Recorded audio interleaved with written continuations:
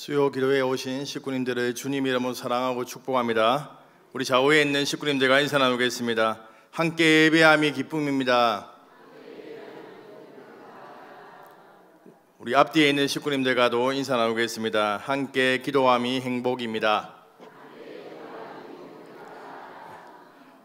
그래도 날씨가 많이 시원해졌죠.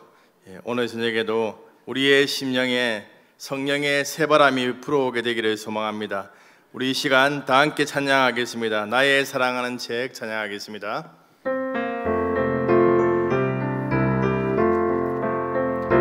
나의 사랑하는 책 비록 헤어졌으나 어머니의 무릎 위에 앉아서 재미있게 듣던 말 그때 일을 지금도 내가 잊지 않고 기억합니다.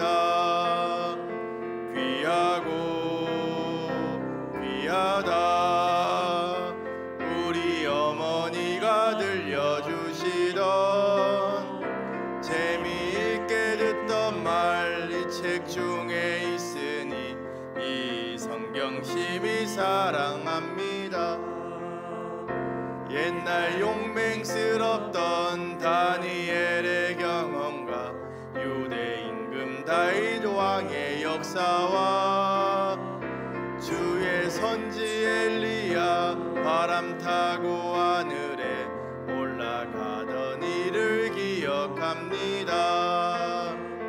귀하고 귀하다 우리 어머니가 들려주시던 재미있게 듣던 말 이 책 중에 있으니 이 성경 심히 사랑합니다. 예수 세상 계실 때 많은 고난 당하고 십자가에 달려 죽임 당한 일 어머니가 읽으며 눈물 많이 흘린 것 지금까지 내가 기억합니다. 귀하고 귀하다 우리 어머니가 들려주시던 재미있게 듣던 말 이 책 중에 있으니 이 성경 심히 사랑합니다. 그때 일은 지나고 나의 눈에 하나오 어머니의 말씀 기억하면서 나도 시시때때로 성경 말씀 읽으며 주의 뜻을 따라 살려 합니다. 귀하고 귀하다 우리 어머니가 들려주시던 재미있게 듣던 말 이 책 중에 있으니 이 성경 심히 사랑 하나님 아버지 주신 책은 하나님 아버지 주신 책은 귀하고 중하신 말씀일세 기쁘고 반가운 말씀 중에 날 사랑한단 말 참 좋도다. 주께서 나를 사랑하니 즐겁고도 즐겁도다. 주께서 나를 사랑하니 나는 참 기쁘다. 구속의 은혜를 저버리고 어긋난 땅 길로 가다가도 예수의 사랑만 생각하면 또다시 예수께 돌아오리. 주께서 나를 사랑하니 즐겁고도 즐겁도다. 주께서 나를 사랑하니 나는 참 기쁘다.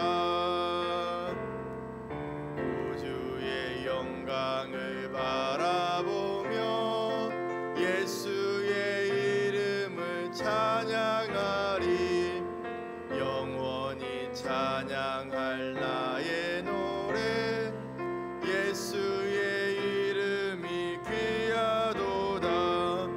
주께서 나를 사랑하니 즐겁고도 즐겁도다. 주께서 나를 사랑하니 나는 참 기쁘다. 주 예수 날 사랑하시오니 나 또한 예수를 사랑하네. 날 구원하시려 내려오사 십자가 위에서 죽으셨네. 주께서 나를 사랑하니 즐겁고도 즐겁도다. 주께서 나를 사랑하니 나는 참 기쁘다. 주 예수 날 사랑하시오니 마귀가 놀라서 물러가네. 주 나를 이렇게 사랑하니 그 사랑 어떻게 보답할까. 주께서 나를 사랑하니 즐겁고도 즐겁도다. 주께서 나를 사랑하니 나는 참 기쁘다. 아멘. 우리 신실하게 진실하게 거룩하게 살게 하소서. 찬양하겠습니다.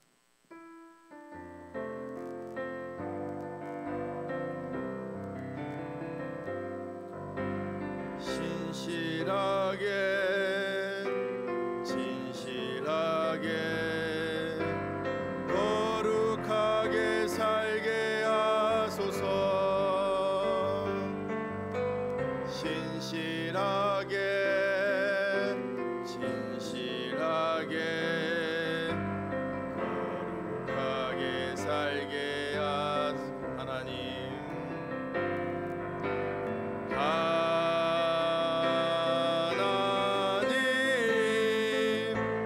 나의 마음 만져주소서.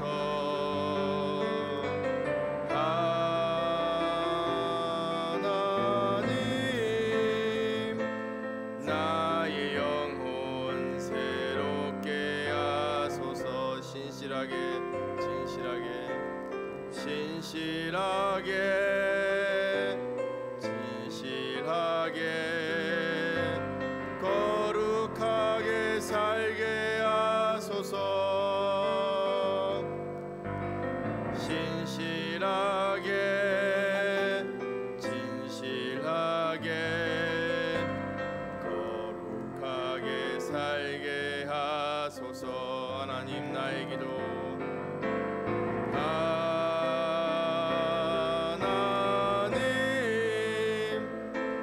나의 기도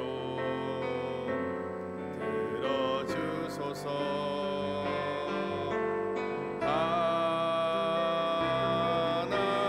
하나님 주의 길로 인도하소서. 우리 이 시간 같이 기도하겠습니다. 하나님, 오늘도 하나님의 말씀을 듣고 우리의 삶이 신실하고 거룩한 삶이 될 수 있도록 하나님 인도하여 주시옵소서. 하나님의 말씀을 살아낼 수 있는 성령의 충만한 은혜를 부어 주시옵소서. 간절하게 주여 한번 부르고 기도하겠습니다. 주여! 아버지 하나님, 이 시간 저희들이 하나님 앞에 나와서 하나님의 말씀을 듣습니다. 하나님의 말씀이 우리에게 들려지게 하시고 하나님 그 말씀을 살아낼 수 있는 성령의 충만한 은혜를 부어 주시옵소서. 하나님의 말씀대로 신실하고 진실하고 거룩하게 살아갈 수 있는 우리의 삶이 될 수 있도록 하나님 아버지 도와주시옵소서. 우리의 마음이 부드러운 마음이 되어서 하나님의 말씀을 아멘으로 받게 하시고 하나님 그 말씀에 순종할 수 있는 하나님의 은혜가 임할 수 있도록 인도하여 주시옵소서.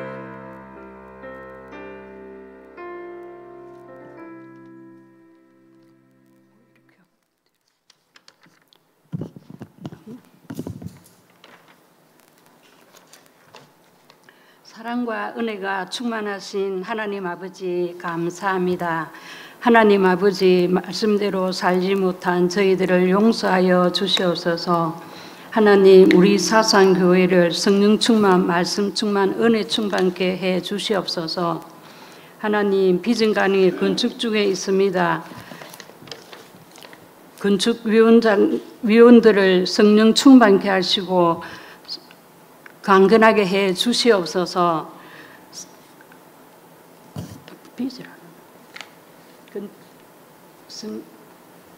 시작과 끝을 주관해 주시고 인도하시고 안전하게 마무리 잘 되게 하시옵소서. 비전관을 통해 복음을 전하는 센터가 되게 해 주시옵소서. 담임 목사님 청빙을 위해 기도합니다. 담임 목사님 청빙을 위해 기도하시는 청빙위원들께 성령으로 충만케 하시고 만남의 지혜를 주셔서 사상교회를 사랑하실 수 있는 목사님, 성령 충만한 목사님을 만날 수 있게 해 주시옵소서. 이주영 목사님, 성령으로 함께 하신 하나님, 앞날에도 안보의 축복과 형통의 축복으로 함께 해 주시옵소서. 부목사님, 전도사님께도 길이요 진리요 생명 되신 주님의 은혜가 충만케 하시고 말씀과 능력으로 인도해 주시옵소서. 교회 학교 여름 행사위에 주님 함께 하시고 성령님의 임재를 경험하게 하시며 예수님의 주인 삼는 기회가 되도록 은혜 내려 주시옵소서. 성도들 가운데 건강이 연약한 분들을 긍휼히 여겨주시고 예수님의 긍휼의 손으로 안수해 주셔서 그 질병이 나음을 입게 해 주시옵소서. 무더운 날씨에 성도님들께 질병의 세력들이 침범하지 못하도록 보호해 주시옵소서. 평일도 선거를 안전하게 잘 갔다 올 수 있도록 인도하신 하나님 정말 감사드립니다. 피곤하지 않게 강건함을 주시고 성령 충만을 허락하여 주시옵소서. 아버지 이 나라와 민족을 불쌍히 여겨주시고 위정자들과 지혜와 명철을 주시어 정의롭고 평화로운 나라가 되도록 인도해 주시옵소서. 선교사님들의 삶과 건강을 지켜주시고 성령 충만케 해 주시옵소서. 오늘 말씀을 전하시는 유재원 목사님과 우리 온 성도들에게 성령의 충만함을 주시고 은혜 시간 되게 해 주시옵소서. 아버지 감사드립니다. 예수 그리스도 이름으로 기도드립니다. 아멘.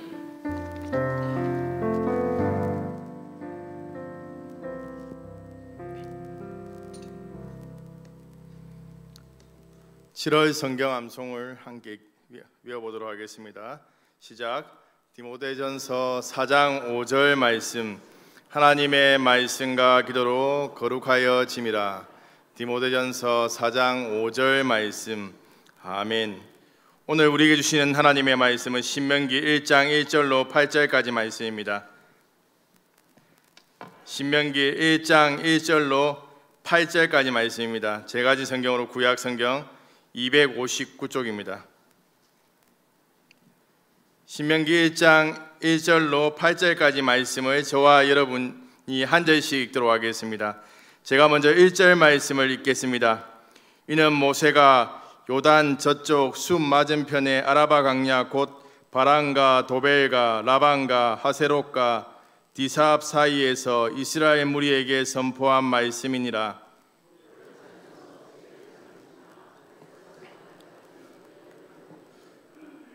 마흔째 해 11째 달 그 달 첫째 날에 모세가 이스라엘 자손에게 여호와께서 그들을 위하여 자기에게 주신 명령을 다 알렸으나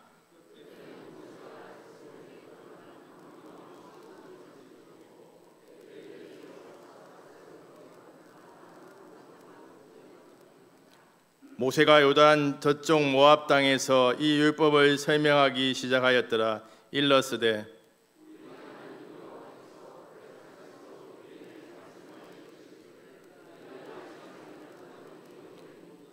방향을 돌려 행진하여 아모리 족속의 산지로 가고 그 근방 곳곳으로 가고 아라바와 산지와 평지와 네겝과 해변과 가나안 족속의 땅과 레바논과 큰간 유브라데까지 가라.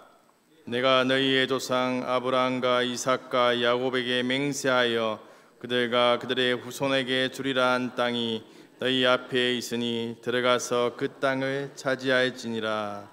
아멘.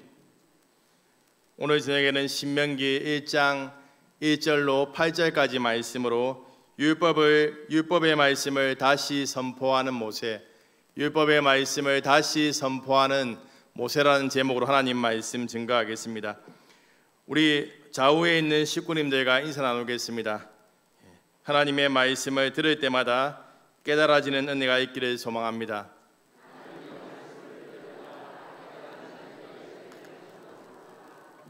우리 앞뒤에 있는 분들과 인사 나누겠습니다. 하나님의 말씀이 우리의 삶에 그대로 이루어지는 것을 체험하게 되기를 소망합니다.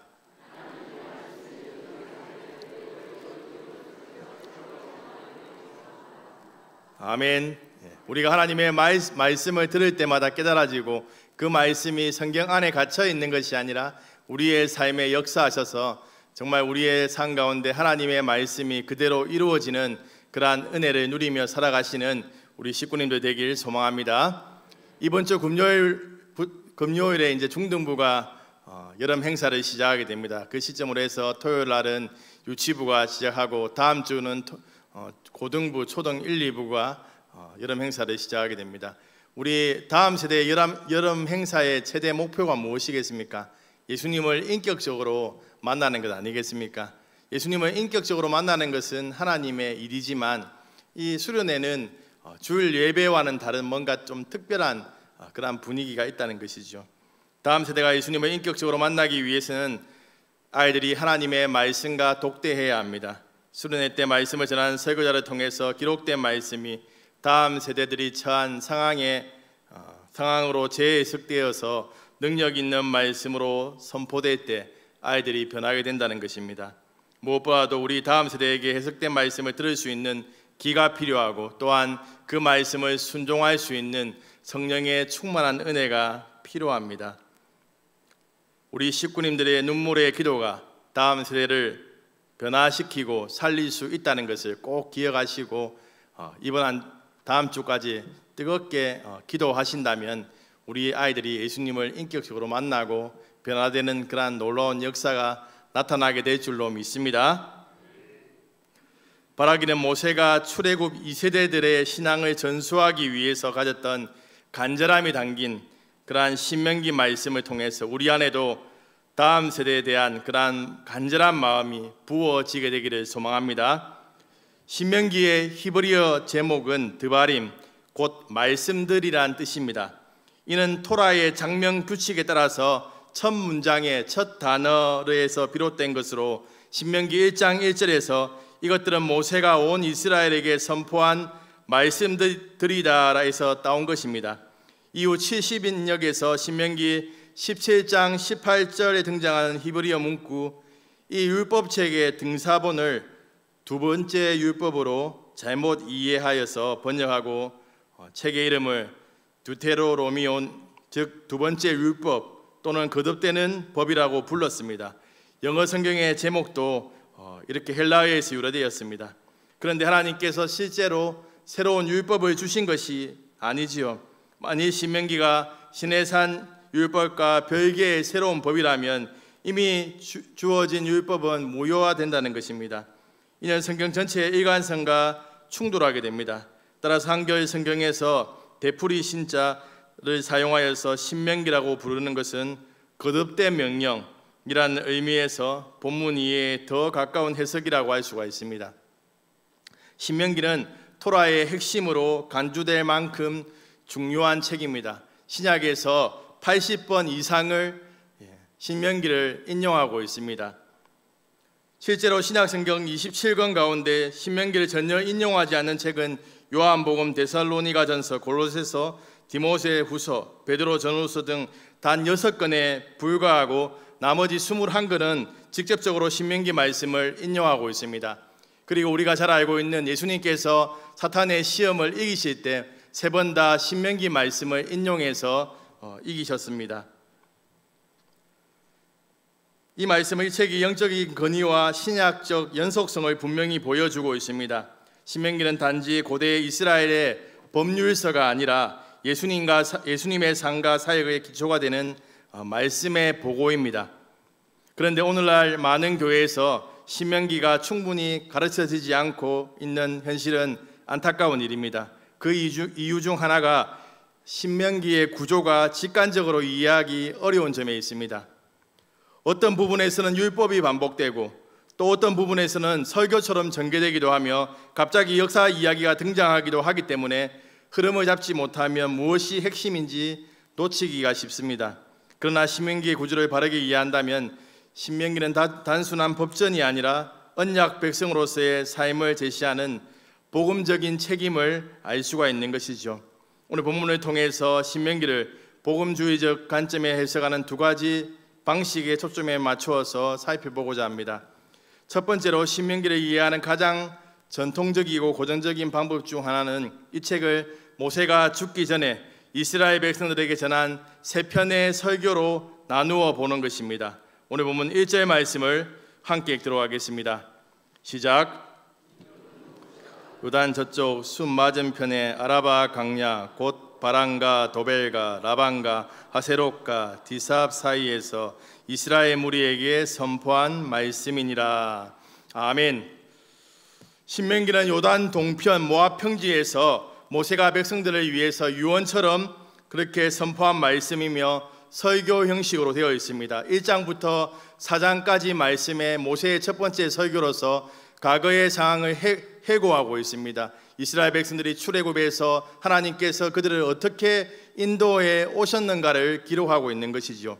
5장부터 28장까지 말씀에서는 현재에 대한 이야기를 하고 있습니다. 이 부분은 신명기의 핵심이 되는 내용으로 10계명의 재진술과 더불어 토라의 구체적인 법률, 예배 규정, 사회 정의, 왕정 제도 등에 관련된 명령들이 포함되어 있습니다.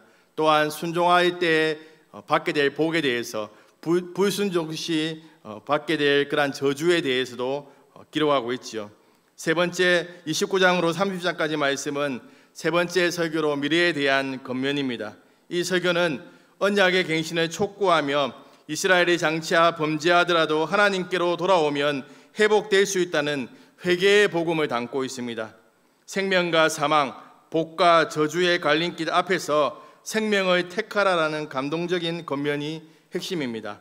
31장으로 34장까지 말씀은 부록으로서 마지막 장들은 모세의 유언, 여호수아의 후계자 임명, 율법의 낭독 명령, 모세의 노래와 축복 그리고 그의 죽음을 기록한 부록적인 성격의 장입니다.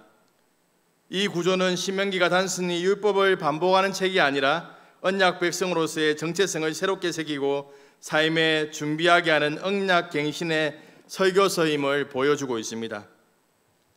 모세는 요단강 동편 가나안 땅에 눈앞에 둔 아라바 강야에서 이 말씀을 전하고 있습니다. 본문에 등장하는 바란, 라반, 하세롯 등 여러 지명은 단순한 위시적 설명이 아니라 이스라엘 백성이 강야에서 겪은 여정, 불순종과 징계 그리고 하나님의 인도하심을 상기시키는 상징적인 장소입니다. 바란과 라반, 하세롯 등은 이스라엘이 하나님의 인도하심을 따라 거쳐온 강야의 역사, 불순종의 자리, 징계와 은혜의 자리를 떠올리게 합니다. 그러므로 이 말씀이 전해지는 곳은 단순한 장소가 아니라 말씀과 역사의 무게가 서려 있는 자리입니다. 이제 그들은 새로운 세대가 되어 과거를 돌아보며 하나님 앞에 서고 있는 것이지요. 이 회상은 단순한 과거의 되풀이가 아니라 하나님의 약속을 향한 미래를 준비하는 훈련입니다. 오늘 본문 2절로 3절 전반절까지 말씀을 스크린을 보면서 함께 읽도록 하겠습니다. 시작. 호렙산에서 세일산을 지나 가데스 바네아까지 10하루길이었더라. 40째 해 11째 달 그 달 첫째 날에 아멘. 이 말씀은 이스라엘 백성들의 불순종의 시간을 숫자로 요약하고 있습니다. 원래 10하루길이면 갈 수 있는 길을 40년 동안 광야에서 방황했습니다. 10하루길이 14,600일로 늘어난 것이죠. 단순한 지리적 방황이 아니라 신앙의 방황이었습니다. 그 방황의 끝자락 11째 달 첫째 날에 이제 모세는 이스라엘에게 하나님의 명령을 다시 선포하고 있는 것입니다. 모세는 단지 율법에 반복하는 것이 아니라 과거의 불순종을 넘어서 새로운 세대가 하나님의 말씀 앞에 서도록 돕고 있다는 것이죠. 4절 말씀은 신명기 설교가 언제 선포되었는지에 대해 시간적으로 설명해 주고 있습니다. 오늘 본문 4절 말씀을 함께 읽도록 하겠습니다. 시작. 그때는 모세가 헬스본에 거주하는 아모리 왕 시온을 쳐 죽이고 에드레이에서 아스도르에 거주하는 바산 왕 옥을 쳐 죽인 후라. 아멘. 이 시점은 단지 전쟁을 끝난 후가 아닙니다. 하나님께서 이스라엘에게 약속하신 땅의 일부를 실제로 차지하게 하신 사건 이후 곧 하나님의 승리를 경험한 바로 그 시점입니다. 이 승리는 단순한 전투의 승리가 아니라 하나님의 언약이 실제로 이루어지고 있다는 분명한 증거였다는 것이죠. 모세는 이 내용을 반복해서 이야기하고 있습니다. 신명기 2장 24절 말씀을 함께 읽도록 하겠습니다.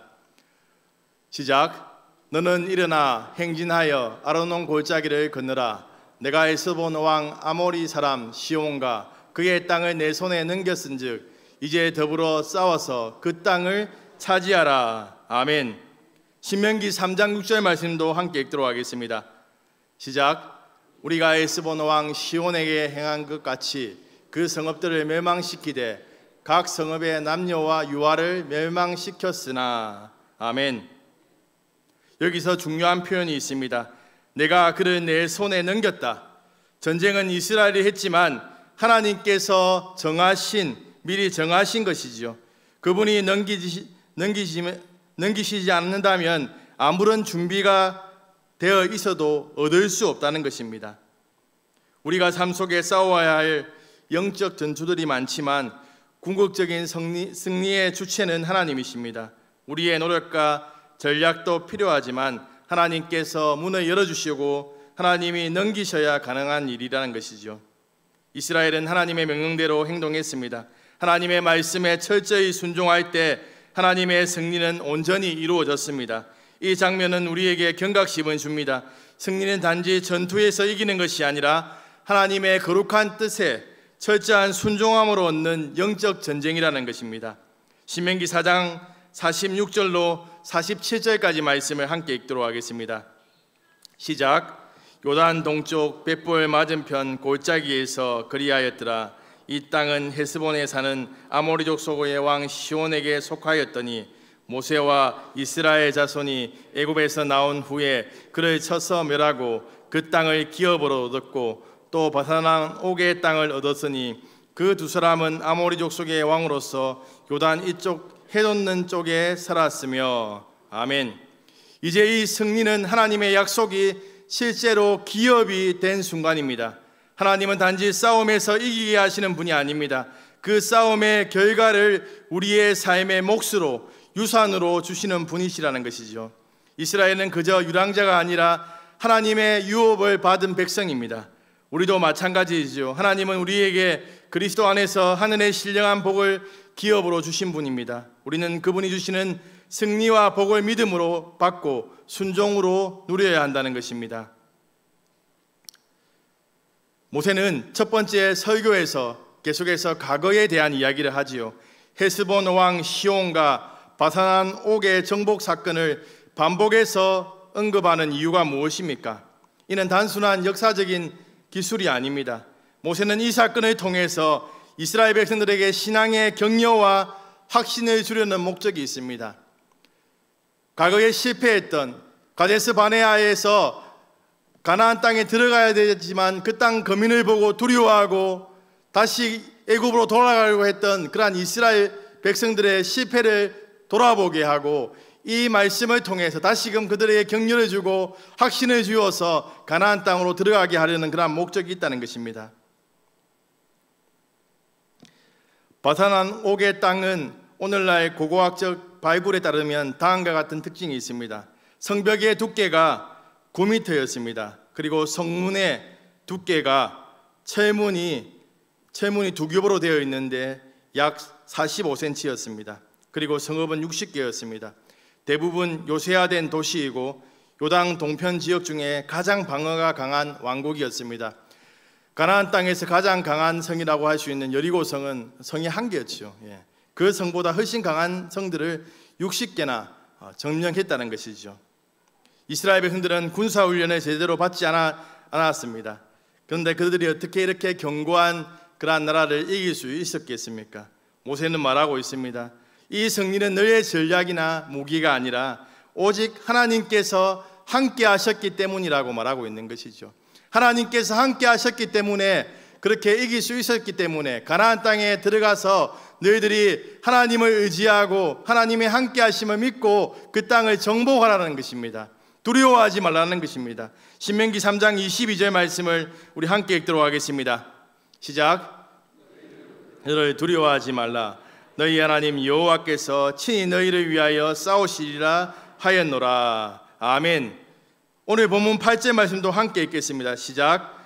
내가 너희의 조상 아브라함과 이삭과 야곱에게 맹세하여 그들과 그들의 후손에게 주리라 한 땅이 너희 앞에 있으니 들어가서 그 땅을 차지할지니라. 아멘. 40년 전 가데스 바네아에서 실패했던 그러한 이스라엘 백성들을 향해서 두려워하지 말고 약속의 땅에 하나님을 의지하고 하나님의 승리를 믿고 들어가라라고 이렇게 말씀하고 있는 것이죠. 바산왕 옥과 시므온왕을 정복했던 것처럼 하나님께서 너희와 함께 하셔서 그 일을 이루어 가실 것이라는 그러한 확신을 주고 있는 것입니다. 믿음으로 살아가는 우리에게도 두렵고 낙심하는 문제가 찾아오게 됩니다. 그 문제 앞에서 우리는 좌절하고 낙심하고 하나님을 향해서 원망의 말을 쏟아낼 때가 있습니다. 그런데 하나님께서는 그 문제를 반드시 믿음으로 뛰어넘기를 원하신다는 것이죠. 그래서 광야길을 돌아가는 것처럼 연단을 통해서 우리의 믿음을 연단하시고 우리의 믿음을 성장시켜서 그러한 우리 앞에 만나는 그러한 장벽들을 뛰어넘을 수 있도록 인도해 가신다는 것입니다. 우리가 문제를 만날 때 하나님을 바라보지 못하고 계속해서 그 문제만 바라보고 있기 때문에 그 문제가 아주 커져서 하나님도 이 일을 해결할 수 없는 것처럼 여길 때가 참 많다는 것입니다. 또한 우리의 힘과 능력으로 그 문제를 해결하려고 노력하다 보니까 두려움이 찾아옵니다. 그런데 여러분 한번 생각해 보시기 바랍니다. 우리의 과거를 돌아보면 그것보다 더한 문제 앞에서도 하나님이 해결해 주시고 구원해 주셨지 않습니까? 하지만 영적인 안일함과 나태함으로 인해서 그 과거에 우리의 삶 가운데 행하셨던 그 하나님을 기억하지 못하고 우리가 두려워하고 불안해하고 하나님을 향한 불신의 말들을 쏟아낼 때가 참 많다는 것입니다. 사랑하는 사상교회 식구님들, 오늘날 우리 앞에도 바산왕 옥처럼 견고하고 커 보이는 문제들이 있습니다. 우리의 힘으로 싸우고 해결하려고 하면 결코 이길 수가 없습니다. 하지만 하나님께서 함께 하시면 능히 이길 수 있다는 것입니다. 하나님의 능력이 우리에게 부어지면 버티고 능히 이길 수 있다는 것입니다. 성전 재건이라는 대업 앞에서 하나님께서 스룹바벨에게 이는 힘으로 능력으로 할 수 없지만 오직 하나님의 능력으로 하나님의 영으로 할 수 있다라고 말씀합니다. 큰 산이라도 하나님의 능력을 입은 자 앞에서는 평지처럼 쉽게 해결될 것이라고 말씀하고 있는 것이죠. 우리가 믿는 하나님이 바로 이런 하나님이십니다. 모든 불가능을 가능케 하시는 그 하나님을 의지하시고 두려워하지 마시기 바랍니다. 문제 앞에서 우리를 메뚜기처럼 바라보지 마시고 함께 하시는 하나님의 능력을 힘입어서 우리의 문제를 밥이라고 여기면서 믿음으로 승리하는 삶을 살아가시는 식구님들 되길 소망합니다. 하나님께서 우리에게 약속하신 것은 무엇입니까? 그 약속을 이루기가 두렵습니까? 하나님을 의지하고 하나님이 주시는 힘으로 우리에게 약속하신 것을 이루는데 힘쓰시는 식구님들 되길 소망합니다. 신명기를 이해하는 두 번째 방법은 하나님께서 이스라엘과 맺으신 종주권 언약의 형식을 말씀으로 읽을 수 있습니다. 오늘 본문 3절 후반절 말씀을 함께 읽도록 하겠습니다. 시작. 여호와께서 그들을 위하여 자기에게 주신 명령을 다 알렸으니. 아멘.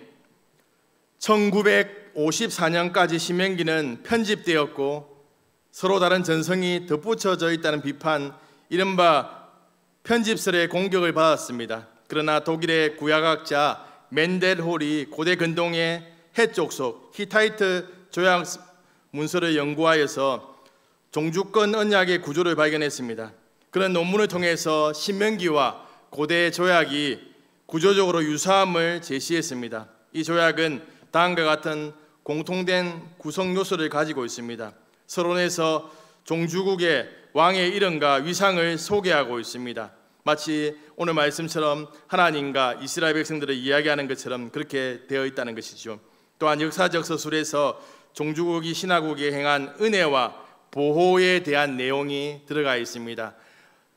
모세의 첫 번째 설교에서 하나님께서 이스라엘 백성들을 지금까지 어떻게 인도해 오시고 어떻게 보호해 주셨는가에 대한 내용이 기록되어 있습니다. 그리고 일반 규정에서 충성을 요구하고 기본적인 법령들이 들어 있습니다. 십계명과 또한 특별 규정에서 세부적이고 구체적인 계명들이 들어 있는데 그러한 신명기 말씀에 보면 십계명의 그러한 세부 내용들을 어떻게 시행할 것인가에 대한 그러한 내용들이 있죠. 또한 축복과 저주에서는 언약 순종시, 불순종시 받게 될 그러한 내용에 대해서 기록되어 있고, 또 증인은 신적인 증인, 자연 증인, 또 보존과 낭독 명령에 언약 문서를 성소에 두고 정기적으로 낭독할 것에 대해서 기록되어 있습니다.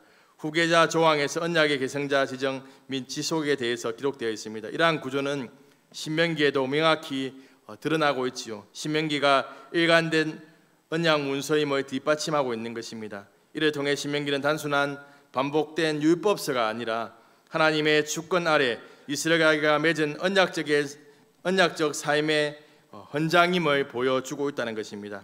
하지만 여기서 중요한 차이점이 있습니다. 보통 신명기가 형식적으로 종주권 언약을 따르지만 그 내용이 완전히 다르다는 것입니다. 고대 종주권 언약은 대체로 갑을 위한 불평등 조약이었습니다. 을에게는 불합리하고 과도한 요구가 주어졌고 그것을 어기면 죽임을 당하는 강압적인 그러한 언약이었죠.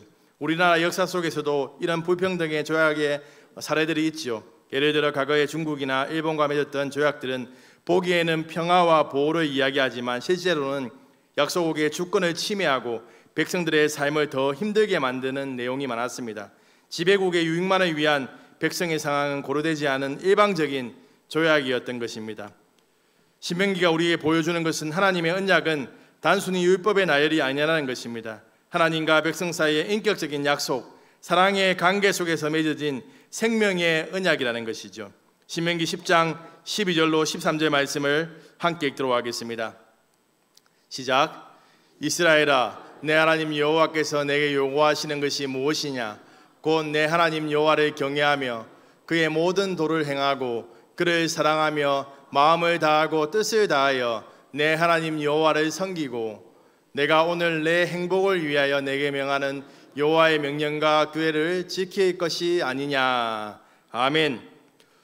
종주권 언약에는 주어진 명령들은 갑의 유익을 위한 것들이었습니다. 하지만 신명기에 나온 이 명령을 지키는 것은 오늘 말씀에 나온 것처럼 이스라엘 백성들의 행복을 위한 언약이라고 하나님께서 말씀하고 있는 것이죠. 즉 이스라엘 백성들의 명령을 지킨다고 하나님께 어떠한 유익이 돌아가는 것이 아닙니다. 이스라엘 백성들은 이 명령을 지키면 행복한 삶을 살 수 있게 된다는 것이죠. 또한 이 명령을 지킬 때 하나님께서 복을 주실 것이라고 얘기하고 있는 것입니다. 하나님과 이스라엘 백성들이 맺은 언약은 갑의 권력이 아닌 갑의 사랑으로 시작된 언약입니다. 을이 언약을 어길 경우 을이 죽는 것이 아니라 갑이 책임을 지겠다는 언약이었습니다. 그래서 하나님은 아브라함과 언약을 맺을 때 찢어진 짐승 사이를 자신이 지나가셨습니다. 이는 내가 이 언약을 어기면 내가 찢긴 짐승처럼 죽을 것이라는 선언이지요. 그리고 이 언약의 책임은 결국 예수 그리스도의 십자가에서 성취되었다는 것입니다. 우리는 언약을 지키지 못했지만 하나님께서는 우리 대신 언약의 저주를 짊어지셨습니다. 이것은 바로 사랑의 언약입니다. 율법 이전의 사랑, 규례 이전의 관계가 있는 언약이라는 것이죠. 하나님께서는 이스라엘 백성들에게 명하신 언약은 이런 깊은 의미가 담겨 있다는 것입니다. 이처럼 하나님의 율법은 억압을 위한 것이 아니라 참된 삶을 살아가도록 돕는 축복의 길잡이라는 것입니다. 더 나아가 언약의 명령이 결코 지키기 어려운 것이 아니라는 점을 강조하고 있습니다. 신명기 30장 11절로 14절까지 말씀을 우리 함께 읽도록 하겠습니다. 시작. 내가 오늘 내게 명령한 이 명령은 내게 어려운 것도 아니요 먼 것도 아니라 하늘에 있는 것이 아니니 내가 이르기를 누가 우리를 위하여 하늘에 올라가 그의 명령을 우리에게로 가지고 와서 우리에게 들려 행하게 하랴 할 것이 아니요 이것이 바다 밖에 있는 것이 아니니 내가 이르기를 누가 우리를 위하여 바다를 건너가서 그의 명령을 우리에게로 가지고 와서 우리에게 들려 행하게 하랴 할 것도 아니라 오직 그 말씀이 내게 매우 가까워서 내 입에 있으며 내 마음에 있은즉 내가 이를 행할 수 있느니라. 아멘.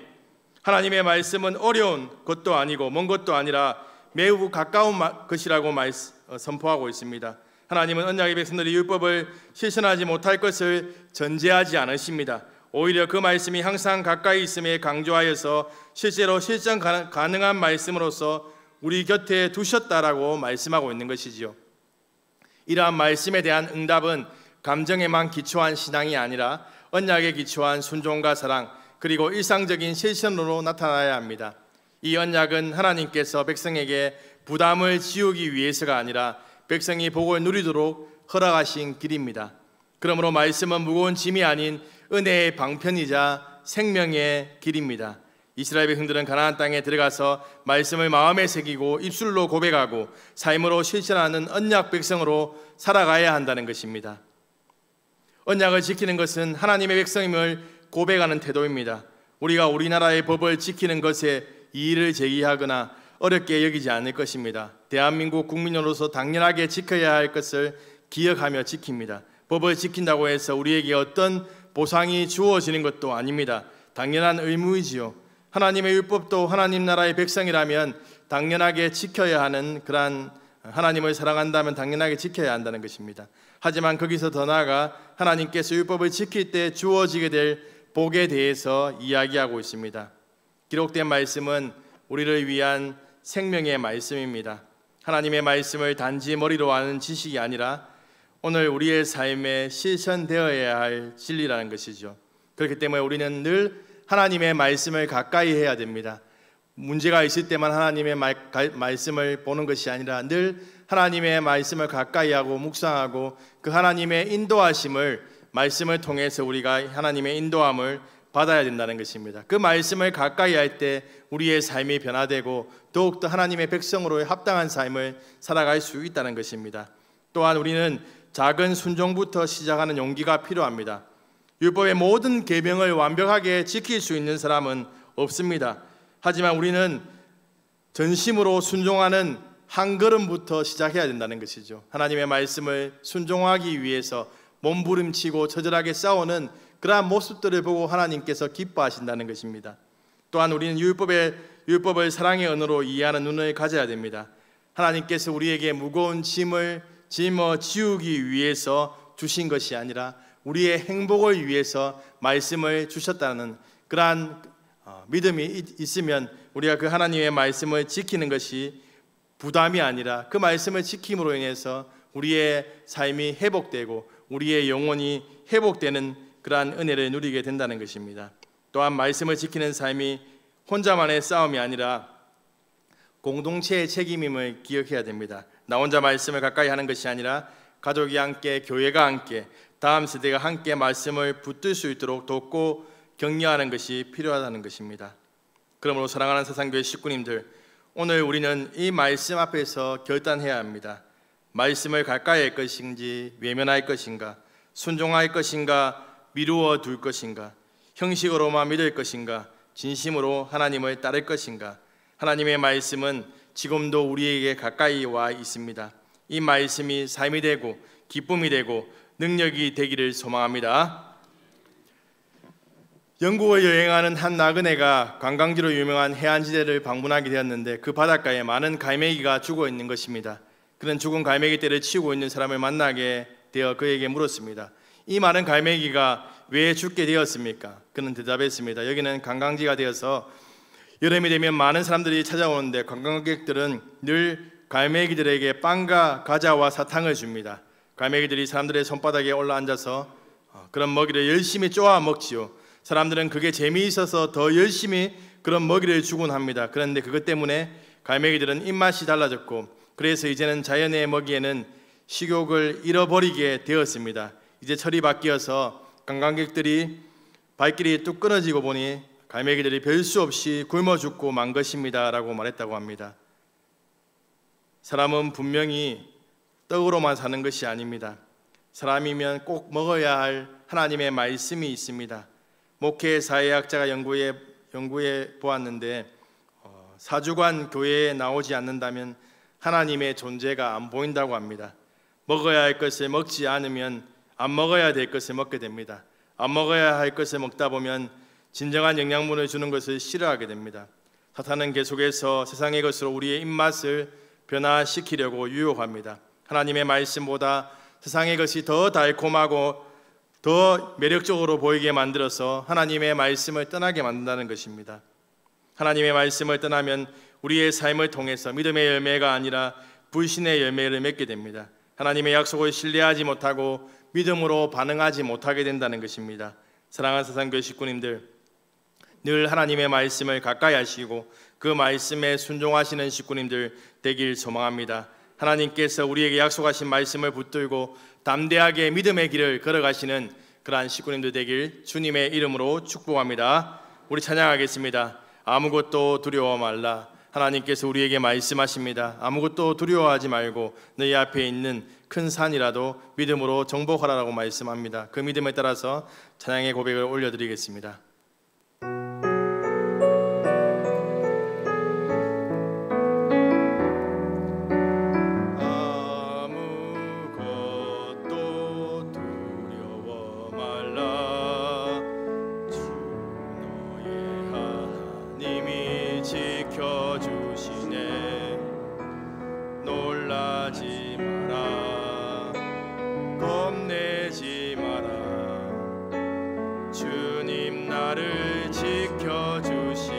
아무것도 두려워 말라. 아무것도 두려워 말라. 주 너희 하나님이 지켜주시네. 놀라지 마라. 겁내지 마라. 주님 나를 지켜주시네.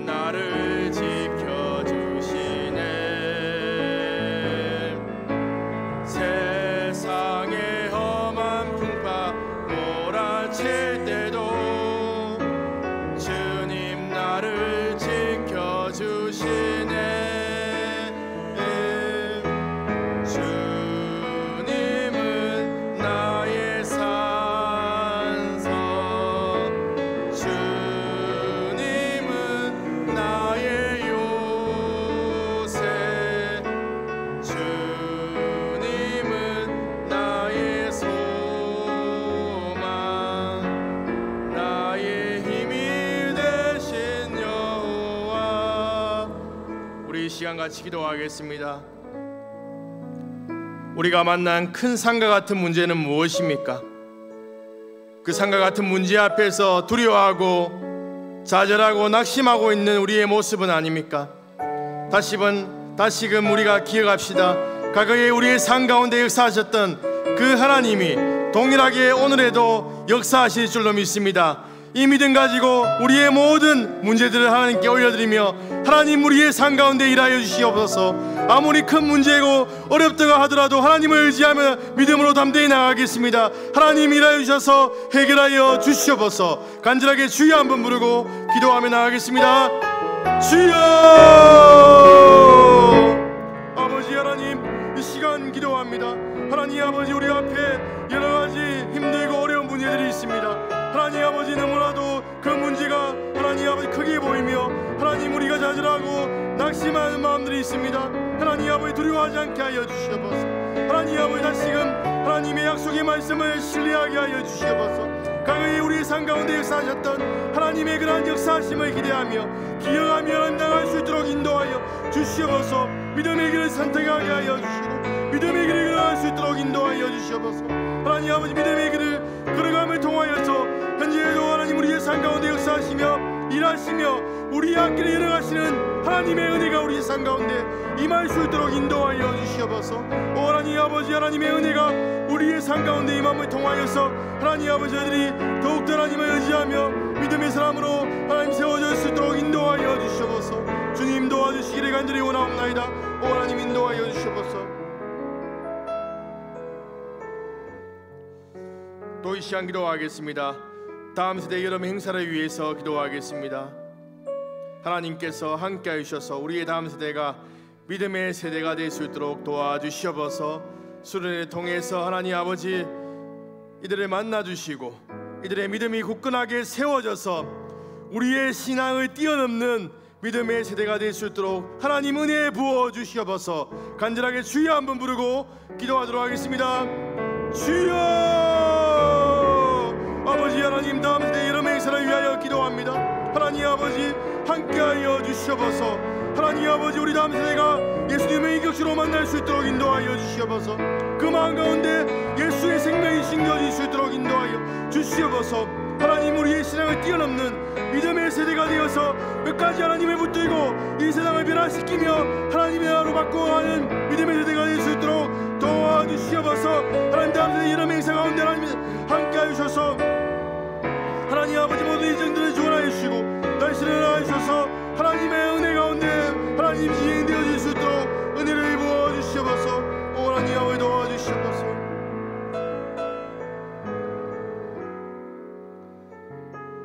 우리 이 시간 마지막으로 기도하겠습니다.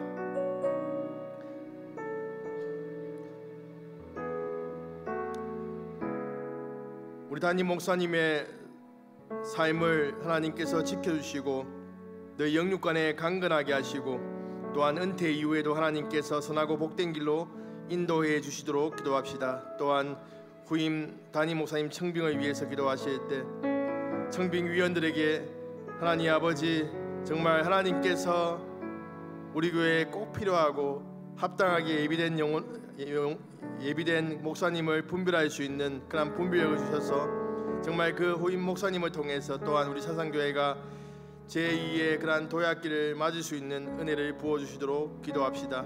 또한 비정한 건축을 위해서 기도하실 때 하나님 날씨를 주장하여 주셔서 일정대로 다 진행되게 하시고 하나님 아버지, 어떠한 사고도 없이 하나님의 은혜 가운데 빌없는 건축이 이루어질 수 있도록 이 시간 간절하게 주여 한번 부르고 기도하시고 또 자유롭게 개인적인 기도의 제목을 따라서 기도하시다가 돌아가시도록 하겠습니다. 주여! 아버지 하나님, 하나님의 은혜를 부어주시옵소서. 하나님이 주영단임 목사님 가운데 늘 함께 해주시고 영육간의 강건함을 다하시옵소서. 하나님 아버지, 남은 하나님 사역들 가운데 더 많은 하나님의 은혜를 부어주시고 더 많은 예배들이 맺혀질 수 있도록 도와주시고 또 하나님 은퇴 이후에도 하나님께서 선하고 복된 길로 인도하여 주시옵소서. 후임 담임 목사님 청빙 가운데 하나님 역사하여 주셔서 하나님 아버지, 청빙위원들이 하나님 아버지, 하나님께서 예비하신 그런 목사님을 잘 분별할 수 있는 하나님 아버지 은혜를 부어주셔서 하나님 아버지, 담임 목사님 청빙을 통하여서 우리 사상교회가 더욱더 부흥할 수 있도록 인도하여 주시옵소서. 하나님 아버지 비정한 건축이 하나님의 은혜 가운데 잘 진행될 수 있도록 날씨를 주장하여 주시고 하나님 아버지 믿었는 건축이 이루어질 수 있도록 하나님의 은혜를 부어주시옵소서. 하나님 아버지 이후에 저희들이 개인적인 기도의 제목을 따라서 기도할 때 하나님 아버지 은혜를 부어주시고 하나님의 선한 역사가 하나님 나타나며 우리의 삶 가운데 응답의 열매를 누릴 수 있도록 인도하여 주시옵소서.